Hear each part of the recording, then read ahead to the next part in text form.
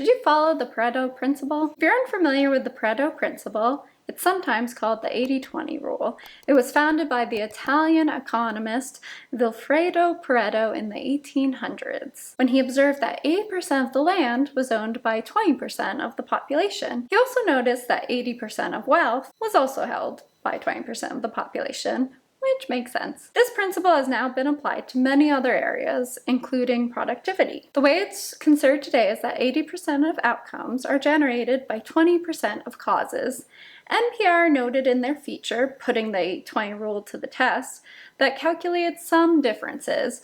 For instance, in Britain, the number was more like 70% of the land was owned by 30% of the population. Eventually, in the 1900s, Joseph Duran, a US management consultant, took up the Pareto principle mantle and applied that concept to business, which is what eventually popularized it. The NPR host Darian Woods notes that the Pareto principle has shown up in the business and healthcare sectors in the US as well. Microsoft has said that 20% of common bugs in software causes 8% of system failures. In healthcare, there's research showing that 20% of Medicare patients account for 80% of spending. In that feature, NPR interviewed Jan Benedict Steenkamp, the marketing professor at the University of North Carolina at Chapel Hill, and he found some disparities when it comes to sales in the marketing sector. For instance, instead of 80% of sales coming from 20% of customers, he found that was more like customers who spent a lot at various companies accounted for 50% of sales. When companies focused on 20% of customers,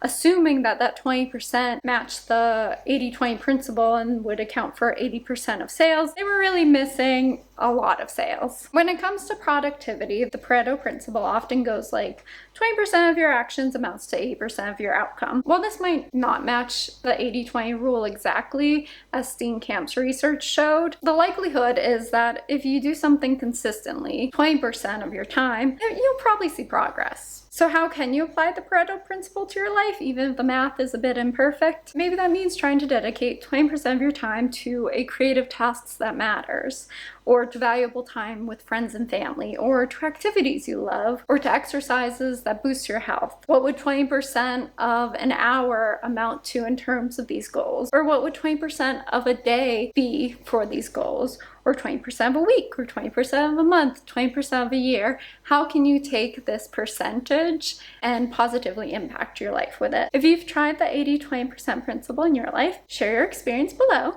Or if you're particularly good with a routine, share your routines below. How long you spend on a certain task per week, whether it's exercise or writing or something else that's important to you. And we'll calculate how much of your time is going toward that. And then you can let us know if you feel like that amounts to 80% of your returns. We'll do a little social experiment in the comments if you guys are up for it. See y'all next time.